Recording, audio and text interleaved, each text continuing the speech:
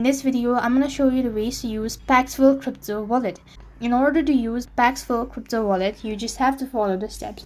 First, let's get started by installing the application. So go to your Play Store and type in Paxful, and you could go and install the application. If you're able to locate that, press the install button and wait for the application to be completely installed. Then you could go ahead and start creating your account. Now press the open button and start with the registration procedure. So click the next button and click on sign up. Now to create your account, type in your email address that you wish to register with and click the next button. Now it's time for you to create a password, so make sure to go through the criteria mentioned as well, and for the confirmation, retype in the password and tap the next button. As you've done that, you'll be taken to the next field where you have to start with your information. So now you have to verify your email address, so a verification code will be sent to your registered email address.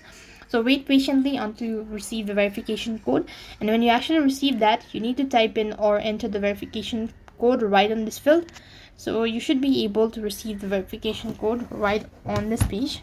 So here you have to go and add a phone number, so type in that and press the next button.